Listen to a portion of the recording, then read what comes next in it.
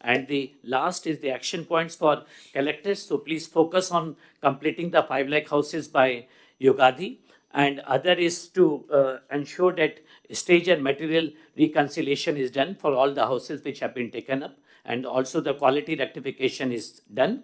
And this list of beneficiaries whom we have gathered the data, they need to be displayed at the village, at the Gram Panchayat level, municipal level, so that no eligible person is left behind. And 100% verification of Awas Plus has to be completed. And also under the positive public perception, housing department is lagging behind. There have been certain complaints. It has improved in the last month, but please focus so that there are some certain complaints related to the performance of the engineering assistants and also non-payment. They should be ensured that it is done, and also conduct fortnightly field visits and interaction with the beneficiaries. So please focus on this, as this is one area, both housing and tourism, which contribute to the GSTP and also provide maximum employment, which is the priority of the government. Thank you, sir. Sir, now presentations are over, sir. We have 35 minutes for discussions. Yeah, 20-25 minutes, you can interact. Then finally, I want to summing up. Last 5-7 minutes. Okay, carry on. Anybody is having any doubts? Or otherwise, you want to give clarifications?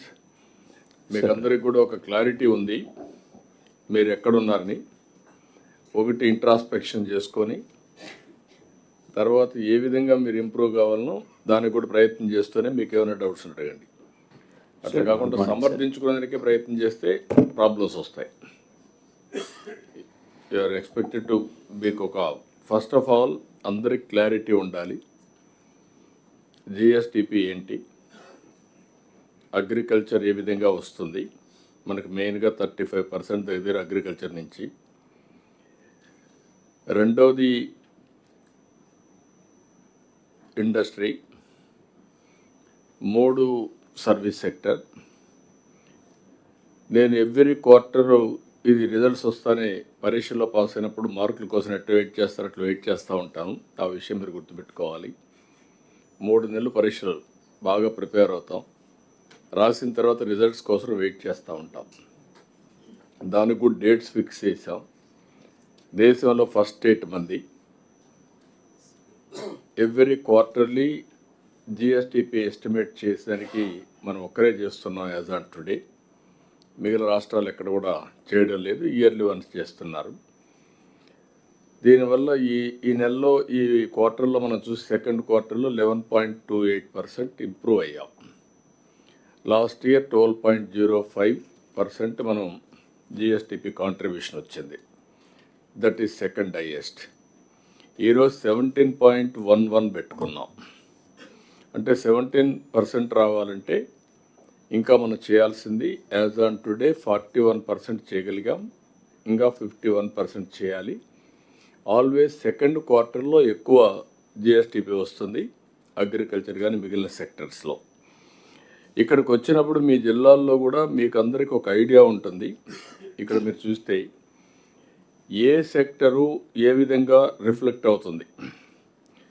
ఈ స్లైడ్కి పోయినప్పుడు మీకు చాలా క్లియర్గా agriculture, primary, industry and also service sector, total 17 verticals.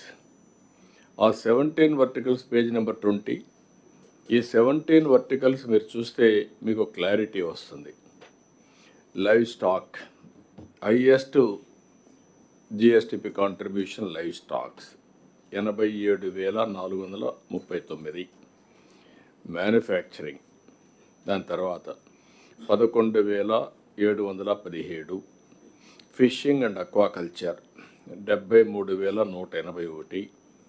దాని తర్వాత other services, real estate, ownership, dwelling, construction, trade, hotels, restaurants, transport by other means, storage, horticulture, banking, institutions, public administration, electricity, gas, water supply, mining and quarrying, communications, forest and logging, railways, agriculture.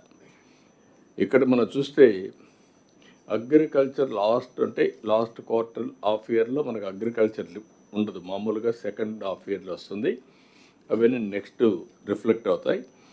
రెండోది కూడా మీరు ఒకసారి చూసినప్పుడు agriculture always మీరు ఆ సెక్టర్కి వెళ్ళినప్పుడు మీరు గుర్తుపెట్టుకోవాలి.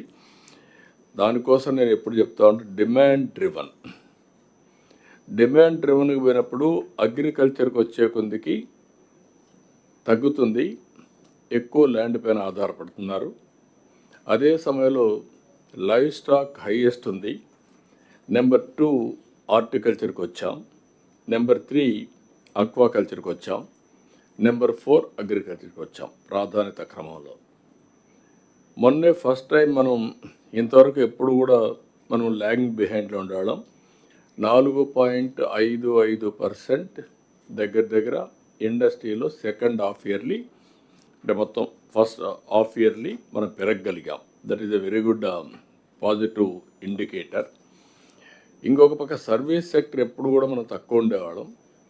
సర్వీస్ సెక్టర్ ఆల్ ఇండియా కంటే మెరుగయ్యాం కానీ దీన్ని డిస్టెంట్ నెంబర్ 1 తీసుకెళ్ళాలి. ఈరోజు మనకు జిఎస్టిపి వచ్చినప్పుడు మీరు ఒకసారి కూర్చుంటే జిఎస్టిపి టోటల్గా ఎంత వచ్చిందో ఆ జిల్లా ఆ రాష్ట్ర జనాభా డివైడ్ చేస్తే అది పర్ క్యాపిటా ఇన్కమ్ ఎక్కువ వస్తే పర్చేసింగ్ కెపాసిటీ పెరుగుతుంది, బెటర్ లివింగ్ స్టాండర్డ్స్ ఉంటాయి. ఈరోజు మనం చూస్తూ ఉంటే ఇక్కడ విశాఖపట్నం మీరు చూశారు, highest DDP, lowest DDP Paderu.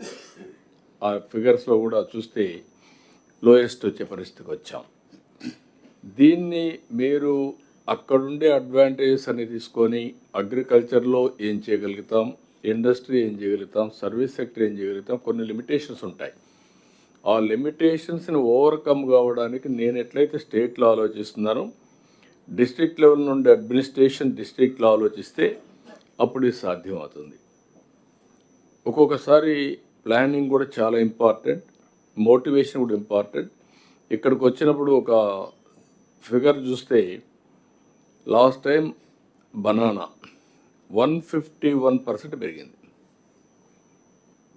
ఈ హాఫ్ ఇయర్లో. ఫస్ట్ హాఫ్ ఇయర్లీ 151% పెరిగింది. 151% పెరిగినప్పుడు దానికి కావాల్సినటువంటి ప్లానింగ్ జరగాలి. ఆ ప్లానింగ్ జరగకపోతే ఇనిషియల్ ఎకప్స్ కూడా వస్తాయి. That is where we are working systematically.